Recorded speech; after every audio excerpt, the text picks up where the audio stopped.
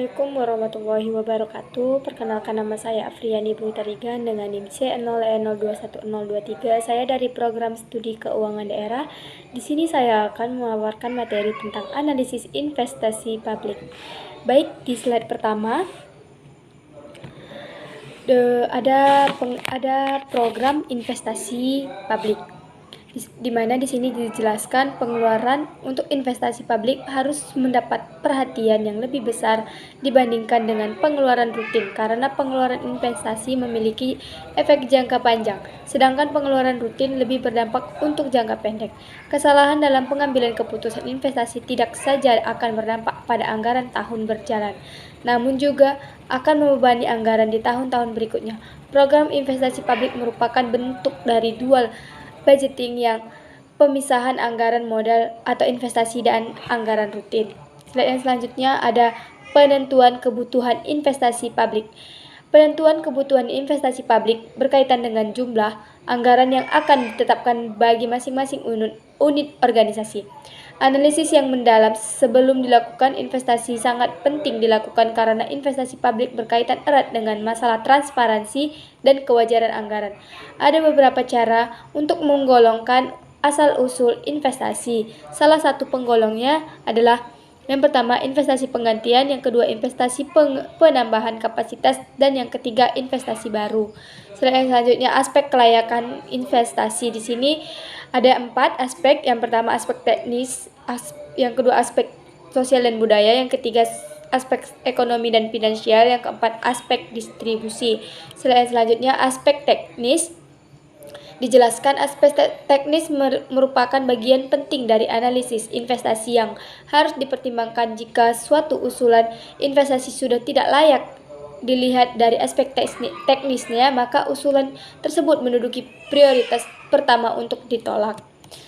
Slide yang kedua, aspek sosial dan budaya. Aspek sosial dan budaya ini menyangkut pertimbangan pendistribusian pelayanan secara adil dan merata, sehingga mampu memberikan manfaat yang besar bagi masyarakat. Aspek sosial budaya mencakup juga aspek legal dan lingkungan. Yang ketiga, aspek ekonomi dan finansial. Pertimbangan aspek ekonomi meliputi kegiatan menganalisis apakah suatu proyek yang diusulkan akan memberikan kontribusi yang nyata terhadap pembangunan perekonomian secara keseluruhan, dan apakah kontribusinya cukup besar dalam menentukan penggunaan sumber-sumber daya yang digunakan. Aspek finansial menerangkan bahwa pengaruh-pengaruh finansial dari suatu proyek yang diusulkan. Selanjutnya, aspek distribusi. Keputusan investasi merupakan keputusan yang perlu dikaitkan dengan masalah distribusi pelayanan publik secara adil dan merata.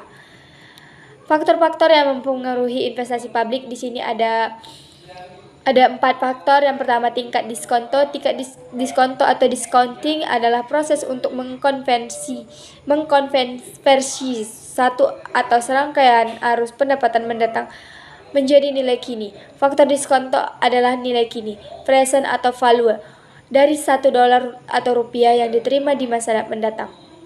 Yang kedua, inflasi. Penilaian investasi harus memperhitungkan perkiraan tingkat inflasi. Yang ketiga, resiko dan ketidakpastian. Required rate of return akan semakin tinggi jika resiko investasi naik. Yang keempat, capital rationing. Capital rationing adalah keadaan ketika organisasi menghadapi masalah ketersediaan dana untuk melakukan pengeluaran investasi. Dalam keadaan seperti ini, terdapat beberapa alternatif investasi yang dapat dilakukan tetapi tidak tersedia cukup dana untuk membiayai investasi-investasi yang diajukan. Oleh karena itu, harus dilakukannya perankingan investasi. Teknik dasar penilaian investasi. Yang pertama, terdapat 4 langkah untuk mengevaluasi suatu proyek investasi, yaitu yang pertama, identifikasi kebutuhan investasi. Yang kedua, menentukan semua manfaat dan biaya dari proyek yang akan dilaksanakan atau cost atau benefit relationship. Yang ketiga, menghitung manfaat dan biaya dalam rupiah. Yang keempat, memilih proyek yang memiliki manfaat terbesar dan efektivitas biaya yang tinggi. Terdapat beberapa teknik untuk menentukan penilaian investasi. Teknik untuk mengevaluasi investasi dibedakan menjadi dua metode, yaitu metode penilaian investasi tradisional dan metode aliran kas yang didiskontokan atau discounted cash flow atau DCF. Analisis investasi yang pertama, analisis biaya manfaat, cost benefit analysis.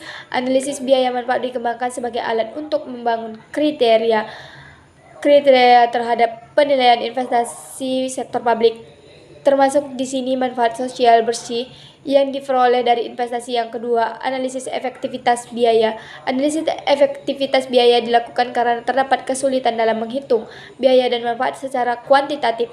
Analisis cost effectiveness meliputi penilaian terhadap biaya dan manfaat yang dapat kuantifikasi, baik di masa sekarang maupun di masa yang akan datang atas proyek dengan pengaruh atau dampak yang tidak dapat dikuantifikasikan namun tidak dinilai. Dengan kata lain, analisis cost effectiveness memusatkan pada pengukuran suatu yang dapat diukur. Demikianlah presentasi dari saya. Apabila ada kata-kata saya yang kurang berkenan di hati, saya mohon maaf. Kepada teman-teman semua, saya mohon maaf, dan kepada Allah saya mohon ampun. Demikianlah saya ucapkan terima kasih. Wassalamualaikum warahmatullahi wabarakatuh.